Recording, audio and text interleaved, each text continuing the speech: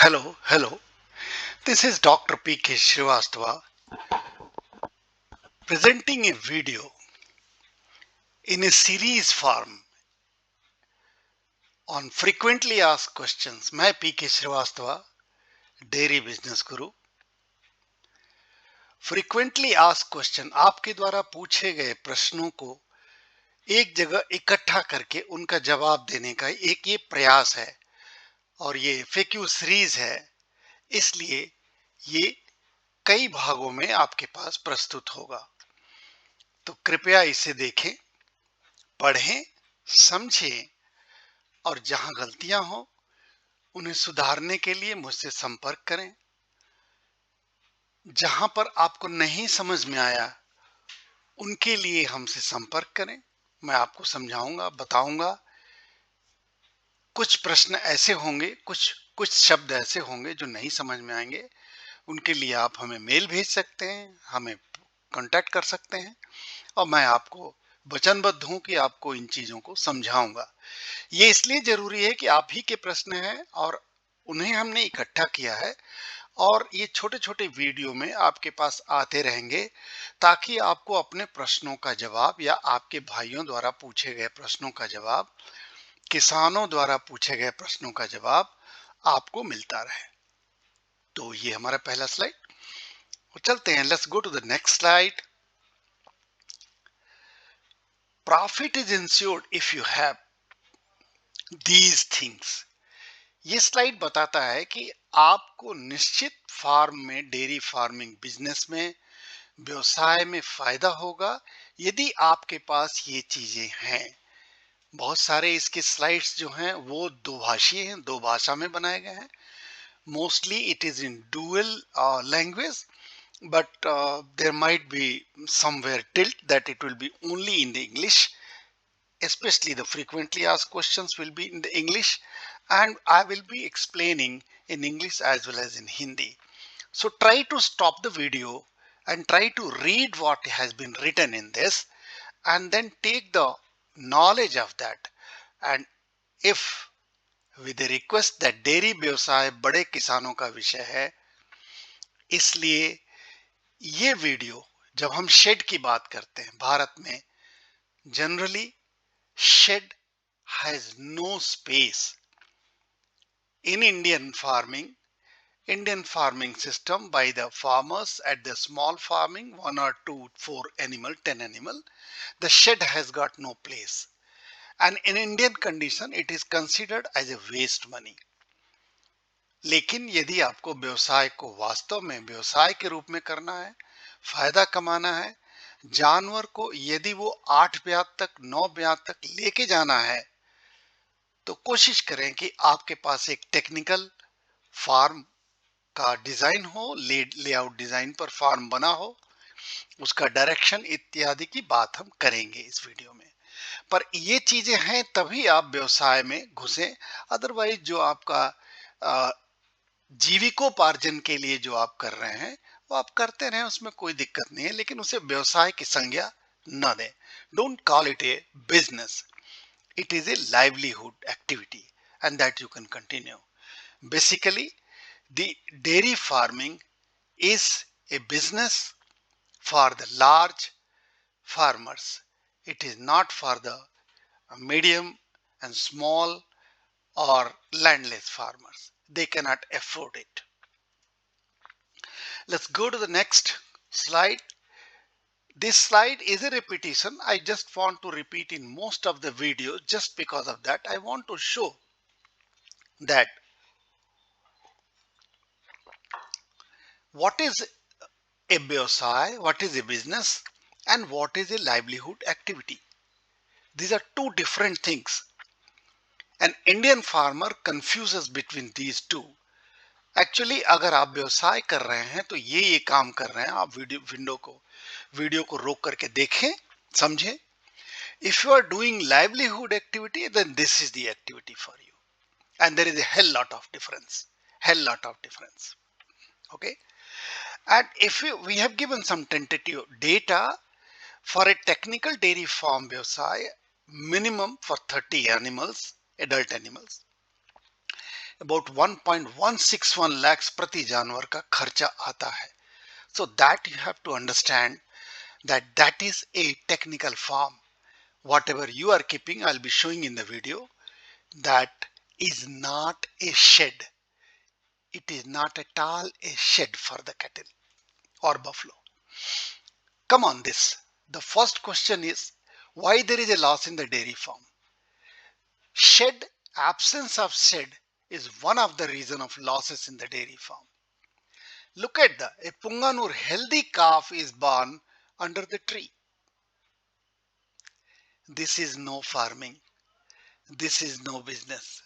It is just pulling on with minimum resources, and that's what Indian farmers are doing, and they're very happy.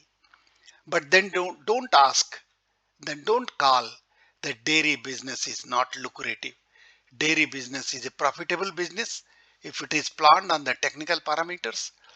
यदि technical parameter पर इसको plan किया जाए तो dairy business बहुत ही फायदेमंद है और आपको मिनिमम 40 से 50% का मार्जिन दे जाता है यदि आपने टेक्निकली फार्म को डिजाइन किया है.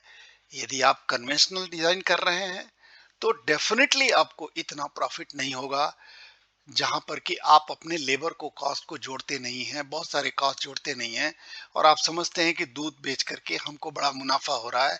एक्चुअली ऐसा नहीं है और यही कारण है कि जो जानवर 8 या 9 ब्यात तक जाने वाला होता है वो 4 ब्यात पे या तो बीमार पड़ जाता है या मर जाता है या आप दूध इतना कम हो जाता है या कोई बीमारी पकड़ लेता है ताकि आप उसे बेच देते हैं. तो इसे आप पढ़ें. लॉसेस आर सेल्फ एस्योर्ड, ये हमने बनाए हैं. जो फार्म के ओनर हैं, जो लोग टेक्निकली नहीं डिजाइन करते हैं, जो ट्रेडिशनल फार्मिंग करते हैं, वो लोग पहले से ही तय करके बैठे हुए हैं कि हम प्रॉफिट नहीं कमाएंगे. हम जितना लेबर लगाएंगे और जो खिलाएंगे घर में जो होगा गरीब जैसे खाता है वैसे ही हम जानवर को भी गरीब रखेंगे और गरीब रखेंगे तो आप वो व्यवसाय नहीं कर सकते हैं. हालांकि भारत का व्यवसाय इन्हीं पर टिका हुआ है, लेकिन जब वो प्रोसेसिंग के हैंड में गया है तब डेयरी डेयरी बना है. अदरवाइज तो 1 लीटर 2 लीटर 10 लीटर 5 लीटर से दूध से डेयरी नहीं चलती है. डेयरी में वॉल्यूम की आवश्यकता होती है. तो आप वीडियो को हर जगह रोक करके इन्हें पढ़ें, पढ़ने के बाद उन्हें समझें. जहां नहीं समझ में आए मुझसे संपर्क करें. अब आप देखिए यहां पर कि टेक्निकल शेड क्यों जरूरी है. क्योंकि जानवर भी एक जिंदा जिंदा जीव है और हम उसे इस भारतवर्ष में गाय को हम माता कहते हैं, लेकिन हम माता को किस तरह रखते हैं, माता को क्या खिला रहे हैं, माता की कितनी सेवा कर रहे हैं, वो जब आप देखते हैं या उसको कितना हम आराम देना चाहते हैं, जब वो हम देखते हैं तो वो मिसिंग होता है, वो हमारे यहाँ नहीं पाया जाता और वो हम दिखाएंगे वीडियो में. तो जब आप इसके लिए है कि उसे आप उसके एक जीव समझें, उसके इमोशंस होते हैं, वो भी आपका प्यार चाहता है, वो भी आराम चाहता है, वो भी भूखा है, उसको खाना चाहिए, तभी वो दूध में बदल करके आपके पास देता है. उसके पास कोई बैंक बैलेंस नहीं है कि उससे आपको दूध देता रहेगा, आप खिलाएं चाहे मत खिलाएं. सो ये सारी चीजों को जानना होगा अगर आपको व्यवसाय में फायदा करना है और टेक्निकल फार्म का शेड बनाना है. तो टेक्निकल फार्म शेड में उसको आराम मिलता है, उसको कंफर्ट रहता है, वो रेस्ट में रहता है, वो स्ट्रेस में नहीं रहता है. इन सारी चीजों को बात लेकर के टेक्निकल शेड डिजाइन बनाया जाता है. फीडिंग स्पेस क्या है, अब देखिए यहाँ पे ये टेक्निकल शेड डिजाइंड है. ये हाईली एक्टिव एनिमल्स हैं, हेल्दी एनिमल्स हैं, लेकिन खाने के लिए कितना स्ट्रगल हो रहा है आप देख सकते हैं. ये नहीं होना चाहिए. जानवर को खाने, जब आपको किसी को खाना, आप माता को खाना परोस रहे हैं तो आप थाली इतनी दूर रख देंगे कि माता जो है खा ही ना पाए. आप देख लें. तो स्पेस बहुत जरूरी है, कितना स्पेस आप देते. ये सारी चीजें टेक्निकल फार्म डिजाइन में डिजाइन की जाती हैं, कंसीडर की जाती हैं. अगले अगले शेड पे चलते हैं, अगले बिंदु पे चलते हैं. Which type of floor is suited. Generally ये लोग कंफ्यूज रहते हैं कि हम जानवर को हार्ड फ्लोर पे रखें या सॉफ्ट फ्लोर पे रखें. अब ये नहीं समझते हैं कि जानवर को दोनों फ्लोर चाहिए, हार्ड फ्लोर भी चाहिए, सॉफ्ट फ्लोर भी चाहिए. यदि आप केवल हार्ड फ्लोर पे रखेंगे तो जानवर की लाइफ स्पैन खत्म हो जाएगा, कम हो जाएगा, वो जल्दी मर जाएगी, बीमार पड़ जाएगी, उसके पैरों में लेमनेस आ जाएगा। ये सारी चीजें यहाँ लिखी हुई हैं, आप पढ़ें, वीडियो को रोक करके पढ़ें, समझें। यदि जानवर को सॉफ्ट में हम रखते हैं, कीचड़ में रखते हैं, जहां उसका हूफ हमेशा कीचड़ में डूबा रहता है, पानी में डूबा रहता है, ऐसे समय में उसको हूफ की बीमारी होती है, वो लंगड़ी हो जाती है, उसको पेन होता है, हूफ के अंदर इन्फेक्शन हो जाता है, और उस पेन से वो दूध देना बंद कर देती है, और आप उसको मारते हैं, पीटते हैं, दूध क्यों नहीं देते, इंजेक्शन लगाते हैं। एक्चुअली ऐसा नहीं करना चाहिए। ये जानवरों के साथ किया गया एक क्रुएलिटी है। यदि माता मानते हैं तो माता को उतना आदर दें, रखना है तो दें। आपको जरूरी नहीं है कि आप रखें। यदि आपके पास आदर देने का, उसको प्यार करने का, या आपके पास उसको खिलाने का सामर्थ्य नहीं है, तो आप जानवर न पालें, कृपया न पालें। आगे देखें, लोफिंग एरिया। हम समझते हैं कि जानवर एक जगह खड़ा हो गया, उसको रस्सी से बांध दिया गया, उसी की तरफ घूमता रहेगा, वहीं जिंदा रहेगा, वहीं मर जाएगा, और वहीं वो सारी एक्टिविटी करेगा, वहीं गोबर भी करेगा, वहीं खाएगा भी। अब आप समझ लीजिए कि जानवर के लिए उसका गोबर गोबर है, आपके लिए वो हो सकता है बहुत पवित्र चीज है, जानवर के लिए नहीं है, उसका वो गोबर है। तो गोबर को भोजन के साथ जब आप रख देंगे तो कितना खुश होगा जानवर, या कितना खुश होगी माता, ये आप समझ सकते हैं। कहने की बात नहीं। इसलिए उसको लोफिंग एरिया होना बहुत जरूरी है, घूमने का स्पेस, जहां वो मूव कर सके, रेस्ट कर सके, जुगाली कर सके। 8 घंटा जानवर को 24 घंटे में जुगाली करने को मिलना चाहिए। कहाँ मिलता है? सारे जानवर सड़क पर रहते हैं। भारतवर्ष में एक प्रथा चल गई है कि आपको किसी भी लैंड की जरूरत नहीं है, सड़क पर किनारे बांध दीजिए जानवर, बगल में आपका घर है, और किसी झुग्गी में उसको घुसा दीजिए, रात में मामला खत्म, पर्दा गिरा दीजिए टाट का। इस तरह से हम जानवरों को पालते हैं, तो हम शेड डिजाइन की क्या बात करें। लेकिन जो लोग वास्तव में व्यवसाय में कमाना चाहते हैं, जो बड़े बड़े फार्म खोल करके लाखों करोड़ों रुपए का व्यवसाय करना चाहते हैं, यूट्यूब पर बहुत मिलता है कि इतने लाख की नौकरी छोड़ करके करोड़ों रुपए कमा रहा है फार्म में। भाई उसने उसने पैसे खर्च किए हैं, उसने शेड डिजाइन किया है, जानवरों को आराम दिया है, चुनिंदा जानवर लाया है, तब जाकर के वो फायदे में है। तो फायदे के लिए शेड डिजाइन बहुत जरूरी है, और कम से कम मिनिमम नंबर ऑफ जानवर रखना बहुत जरूरी है। 1 2 3 में फायदे नहीं होंगे, वो आपकी जीविका चला देगा। जानवर खुद खा के आपको पेट भर देगा, लेकिन आप उसका पेट नहीं भर पाएंगे। आइए, तो ये बिंदुगत आप देखते रहें कि उसको हम लूज रखें या बांध के रखें। हमने जानबूझ के दिखाया है कि यहाँ पे ये जानवर जिंदगी भर बंधा रहेगा, जब तक रहेगा यही उसी पे उसका नाद है, यही वो गोबर करेगा, यही रहेगा, यही मिल्किंग करेगा, ये जानवर घूम घूम के खाएंगे। तो कितना अंतर है दोनों में। जब जा करके वो चरता है या देखता है बाहर, या हरियाली उसको दिखती है, या उसके गले में फांस नहीं लगा रहता है, तो वो समझता है कि हम फ्री हैं, और वो खुश रहता है। किसी भी आदमी को आप बांध करके पूरी जिंदगी रखेंगे तो कतई खुश नहीं रहेगा। कोई भी जीव हो, चिड़िया आसमान में उड़ती है तो खुश रहती है, जानवर जब खेत में घूमता है तो खुश रहता है। इसीलिए लोफिंग एरिया पैडक की जरूरत पड़ती है। आप वीडियो को रोक करके इसको पढ़ने का प्रयास करें। आगे हम दिखाना चाहते हैं कि बाथ कब दें। बहुत ही कंफ्यूजन, लोगों को बड़े क्वेश्चन आते हैं कि बाथ, जानवर को कब नहलाएं। भाई ये तो आप देख लीजिए कि आप कब नहा रहे हैं, उसी हिसाब से जानवर को नहलाइए, अपने क्लाइमेट के हिसाब से नहलाइए। अगर ठंडक है तो भाई बहुत सवेरे ना नहलाइए। नहीं, जनरली जो है मॉर्निंग में जो मिल्किंग होती है, उसके पहले हम जानवरों को नहलाते हैं। और जानवरों को नहीं नहलाते यदि ठंडक का टाइम है, या ऐसी जगह पे फार्म है जहां बहुत ठंडक पड़ती है, तो उसको दिन में नहलाते हैं, जब सूरज निकल आता है तब नहलाते हैं। और उसके अडर को साफ करके हम मिल्किंग कर लेते हैं मॉर्निंग में और इवनिंग में। तो इन चीजों का ध्यान रखना होगा कि जानवर भी एक जीव है, उसे भी नहाने की जरूरत है। अगर आप चाहते हैं कि उसके उसके शरीर के ऊपर जो जो जो पैरासाइट होते हैं उनका अटैक ना हो, उसको शरीर के चमड़ी के ऊपर कोई बीमारियां ना हो, तो नहलाना पड़ेगा जानवर को। और फार्म में नहलाने के लिए एक पर्टिकुलर जगह होना चाहिए, जहां से नहाने के बाद जो पानी है वो ड्रेन में निकल जाए, वो जगह जगह जमीन में फैले नहीं, ताकि दूसरे जानवरों को उससे बीमारी पैदा हो। तो इन चीजों का ध्यान रखने के लिए हमने ये वीडियो बनाया है। आप ही के क्वेश्चन को जवाब देने का प्रयास है।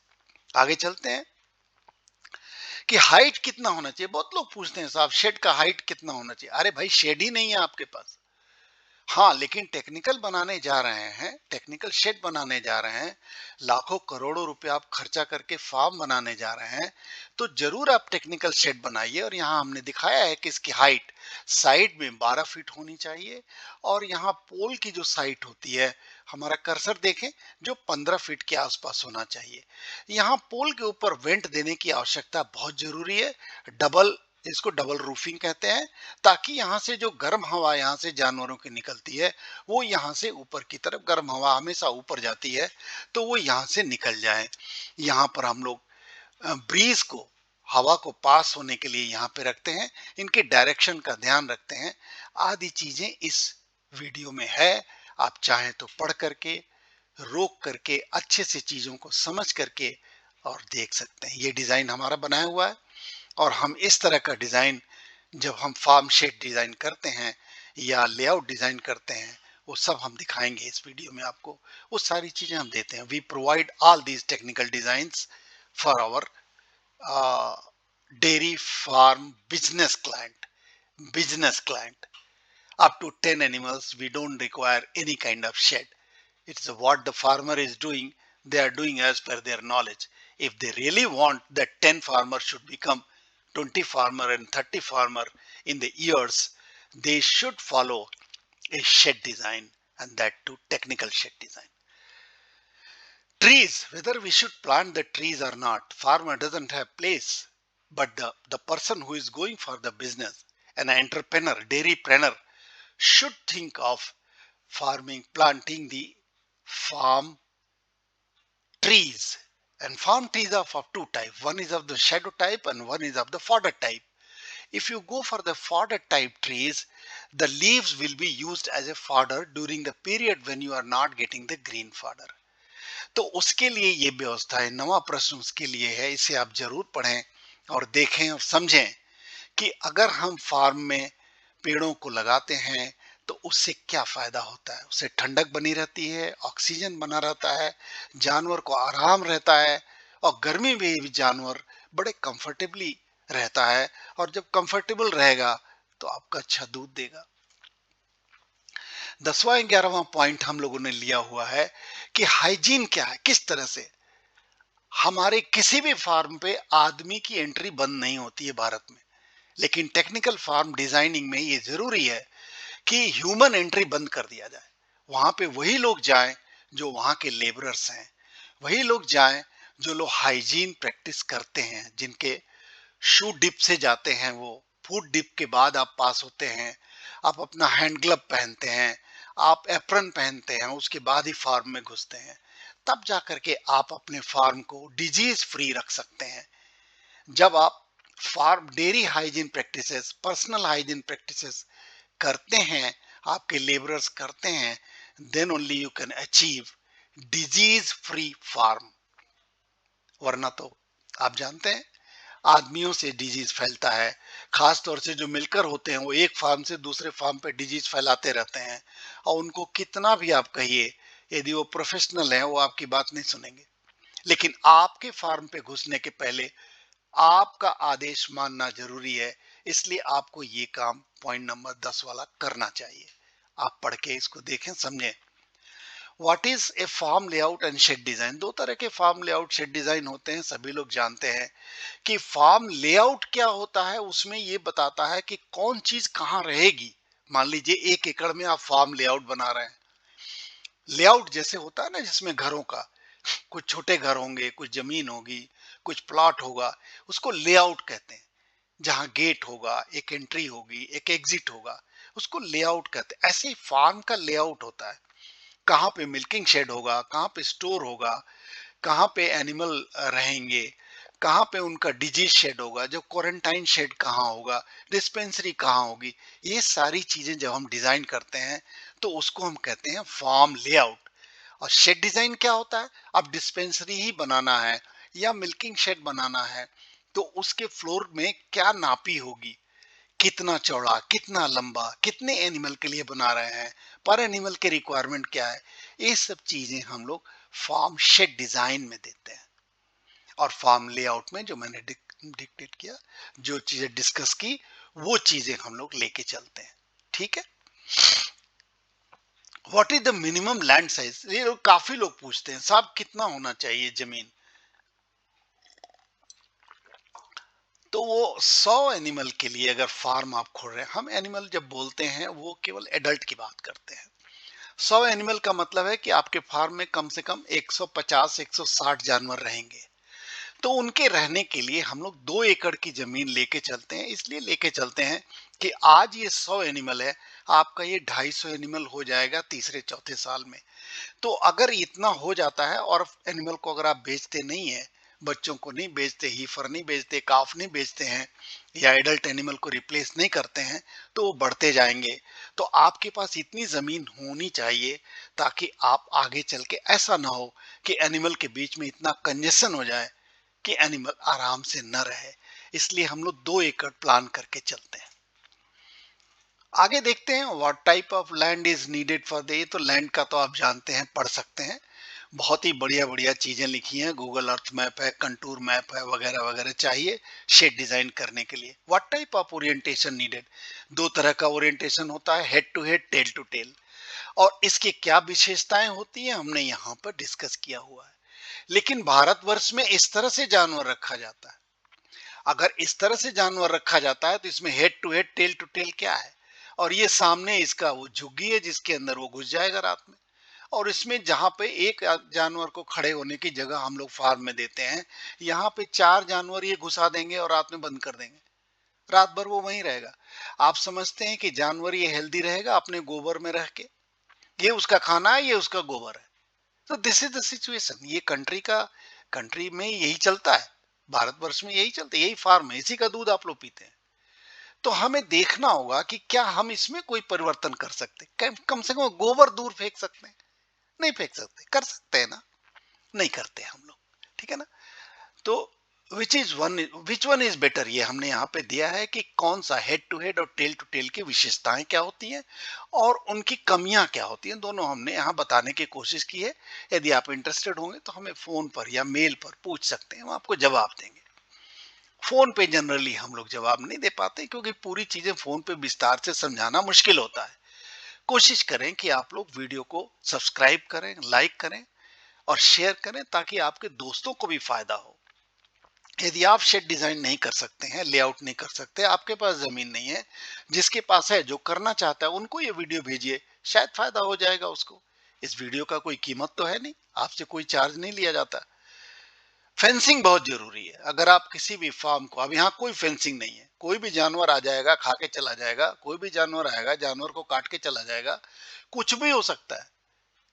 लेकिन फेंसिंग फार्म में बहुत जरूरी है ताकि बाहर के जानवर आकर के उसका नुकसान ना पहुंचाए। ये सारी चीजें जरूरी है। ठीक है। आगे चलते हैं। हम लोगों ने जो दिखाया है आपको यहाँ पर कि ये 16 17 18 19 भी इंपॉर्टेंट पॉइंट्स हैं। यहाँ पर हम दिखाना चाहते हैं कि व्हाट अप्लायंसेस नीडेड, क्या क्या चीजें हम लोग लीड करते हैं। देखिए, अब आप एक शेड में क्या होना चाहिए? लाइट होना चाहिए, फैन होना चाहिए, फागर होना चाहिए, फ्लाई कैचर होना चाहिए, वैक्यूम वैक्यूम लाइन होना चाहिए मिल्किंग मशीन के लिए। ये सब चीजें वहां रहती हैं। अगर ड्रेन नहीं है तो आपका कोई भी शेड शेड नहीं है, वो टेक्निकल शेड नहीं है। ड्रेन और संप मिलकर के सेट की डिजाइन करते हैं जहाँ जो हाइजीन को मेंटेन करता है। तो ये बहुत जरूरी है आपको समझना। अब आप देखें, मैनेजर स्पेस के लिए जब हम बात करते थे, ये यहाँ पे मैनेजर बनाया हुआ दोनों तरफ से जानवर को खाने के लिए, ठीक है, एक डिजाइन इन्होंने दे दिया। ये हाइट इतनी ज्यादा कर दी है इन्होंने कि जानवर जब खाने जाता है तो गर्दन उसका चिपक जाता है, तो घोटेगा कैसे, खाएगा कैसे? So these are the problems जो कि हम लोग टेक्निकली बताते हैं कि ऐसा नहीं होना चाहिए। अगर ये हाइट कम दिए होते तो कोई भी प्रॉब्लम नहीं था यहाँ पे, ठीक है। इसी तरह से मैंजर डिजाइन बहुत जरूरी है। इस मैंजर डिजाइन की ही लिए हम ये फोटो डाले हुए हैं। ये गलत मैंजर डिजाइन है, फॉल्टी मैंजर। मैंजर कहते हैं जिसमें जानवर खाना खाता है, नाद को मैंजर कहते हैं। आगे बढ़ते हैं। हमने एक डिजाइन दिखाया है, ये किसी का बनाया हुआ डिजाइन है, हम किसी को प्रमोट नहीं करते, हम अपनी डिजाइन खुद बनाते हैं। लेकिन आपके शो के लिए, चूंकि ये वीडियोस सब बहुत सारे यूट्यूब पे और नेट पे पड़े रहते हैं, लोग इससे कंफ्यूज हो जाते हैं। फिर भी मैंने दिखाने का कोशिश किया कि हेड टू हेड में ये बीच का स्पेस इतना ज्यादा रखना पड़ता है कि इसका टोटल कॉस्ट बढ़ जाता है। टेल टू टेल में ये केवल 4 से 5 फीट रखना होता है, जिसमें उतना कॉस्ट नहीं लगता है। और यहाँ पर जब हम मिल्किंग की बात करते हैं तो मिल्क यहाँ और यहाँ 2 भाग में बढ़ जाता है। लेकिन टेल टू टेल में क्या होता है, मिल्किंग एक लाइन में होती है और खाना 2 भाग में बढ़ जाता है, जिसको हम ट्रैक्टर से घुमा करके चारों तरफ से खाना डाल सकते हैं। इसलिए हम लोग टेल टू टेल को ज्यादा प्रमोट करते हैं। बाकी जो जिसको जो फैशन चाहिए, जिसको जो अच्छा लगता है, वो अपना शेड डिजाइन कर सकता है। ये 2 ही डिजाइन है। हालांकि भारतवर्ष में जो आम जो लाइवलीहुड एक्टिविटी होती है, जिसपे हमारी डेयरीज आज आधारित हैं, वो डेयरीज जिसके लिए भारत जो है पूरे वर्ल्ड का हाईएस्ट मिल्क प्रोड्यूसर बना हुआ है, वो सारा का सारा में कहीं शेड नाम की कोई चीज नहीं पाई जाती है, और वो शेड कहलाने के लायक भी नहीं रहता है। ये है फार्म लेआउट डिजाइन। अब आप देखें, एक डिजाइन में आपको मिलेगा कि हम क्या क्या चीजें उपलब्ध हैं इसमें, सारी चीजें। मिल्किंग शेड कहाँ है, और ड्राई एनिमल और प्रेग्नेंट एनिमल के लिए शेड कहाँ है, और वो जो है हीफर्स के लिए शेड कहाँ है, काफ के लिए शेड कहाँ है, देखिए काफ शेड है, मिल्क रूम कहाँ है। ये सारी चीजें किस तरह डिजाइन की जाएंगी, ये लैंड पर निर्भर करता है। It will be made only as per the land, size, design, locations, and contour. Which one is the upper area, which one is the lower area, which one is up area, down area. That we have to see for the drains. So look at the drain designs. Everything has been planned very well. Look at no entry beyond this for public. इसके आगे public की entry नहीं है। और यहाँ से एक जो एंट्री है वो केवल लेबर और वर्कर्स की एंट्री है। और यहीं पर उनको, यहीं पर हमारा जो है सिक्योरिटी का वो रहता है। वो सिक्योरिटी के एंट्री के बाद ही आप अंदर जाएंगे। लेबर की एग्जिट और एंट्री हम लोग अलग से देते हैं, सो दैट वो जानवरों से जितना दूर रहे। अब देखिए, यहाँ से लेकर के जानवर है ही नहीं। ये देखिए, ये लोफिंग एरिया है, इसके अलावा जानवर यहाँ पे आता ही नहीं है, जानवर सारे यहाँ हैं। तो हम जानवरों से लेबरर्स को भी अलग रखते हैं। ये बहुत जरूरी है। इन चीजों को अगर हम नहीं करते हैं तो प्रॉब्लम रहता है और बीमारी होती है, और लोग कहते हैं कि डेयरी में नुकसान हो जाता है। नुकसान हम जानबूझ के करते हैं, हमारी वजह से होता है। आगे देखते हैं, वीडियो को लंबा नहीं करना चाहते हैं, ये मेरा लास्ट स्लाइड है। बस हमारा यही अनुरोध रहता है कि कृपया डेयरी फार्म व्यवसाय में लाभ कमाने के लिए वीडियो अपने मित्रों को भी शेयर करें। अपने प्रश्न हमें इस ईमेल पे भेजें, ये ईमेल है हमारा। ट्रेनिंग के लिए आप यहाँ पे जाएं। और भी बहुत सारे अब जगह आ गई हैं, मैं चाहूंगा कि उसको भी लिखने के लिए, इसमें मैं नहीं लिख पाया हूँ। आप हमसे मेल पे पूछ सकते हैं कहाँ कहाँ ट्रेनिंग हो रही है। बहुत ही जगह अब ट्रेनिंग होने लगी है। भारतवर्ष में इस बात की आवश्यकता पाई गई है कि ट्रेनिंग बहुत जरूरी है, तभी जो है हम जानवरों का रख रखाव ठीक से रख पाएंगे, वरना वही ट्रेडिशनल चलता रहेगा। जानवर जल्दी मरते रहेंगे, कम दूध देते रहेंगे, और यही चलता रहेगा। उसको हटाने के लिए बहुत संस्थाएं ट्रेनिंग के लिए बाहर सामने आई हैं। वो उसकी जानकारी हम आपको देंगे। यदि आप चाहेंगे तो आप पूछ सकते हैं हमें, हमारे डेयरी कंसल्टेंसी इंडिया पर हमें मेल करें। कृपया इस वीडियो को लाइक करें, सब्सक्राइब करें, लाभ कमाएं और मित्रों को भी शेयर करके लाभ दें। और इसी के साथ मैं इस वीडियो को ज़्यादा लंबा नहीं करना चाहता था। मैं चाहता था 20-25 मिनट का हो, पर फिर भी 29 मिनट का वीडियो है। आपको बहुत बहुत धन्यवाद, आपने हमारा वीडियो देखा। और मुझे उम्मीद है कि आप लाइक करेंगे, क्योंकि मैं देख रहा हूं कि लाइक करने वालों की संख्या बढ़ती जा रही है, मेरे सब्सक्राइबर की संख्या बढ़ रही है। बहुत खुशी है। आप लोगों को बहुत बहुत धन्यवाद। और आप हमसे जुड़े रहें और अपनी जानकारियां हमसे प्राप्त करते रहें। कृपया जो लार्ज फार्मर हैं वही केवल शेड डिजाइन के बारे में बात करें। स्मॉल फार्मर के लिए शेड की जरूरत नहीं है। अगर 2 जानवर रखना, 3 जानवर रखना, तो कृपया अपना एनर्जी इसमें न लगाएं। जैसे भी आप रख सकते हैं आप रखिए। ये आपकी और आपके माता जी, जो जानवर को माता आप कहते हैं, गौ माता जी, दोनों के बीच का रिश्ता है, आप निभाएं। हमें इसमें कुछ भी नहीं करना है। लेकिन जो लार्ज फार्मर हैं, जो वास्तव में टेक्निकल डिजाइन करके कमाना चाहते हैं, जानवरों को आराम देकर के ज्यादा दूध पाना चाहते हैं, उनकी ज्यादा ब्यात लेना चाहते हैं, ज्यादा काफ और हीफर लेना चाहते हैं, उसके लिए ये फ्रीक्वेंटली आस्क्ड क्वेश्चन बना रहेगा। और ये क्वेश्चन अभी तो शेड पर बना है। इसके बाद हम फीडिंग पे बनाएंगे, ब्रीडिंग पे बनाएंगे, हीट पे बनाएंगे, बहुत सारे सब्जेक्ट हैं जिस पे ये 20-20, 30-30 मिनट का वीडियो आता रहेगा आपके सामने। बहुत बहुत धन्यवाद हमारा वीडियो देखने के लिए, और लाइक और सब्सक्राइब जरूर करें, भूले नहीं।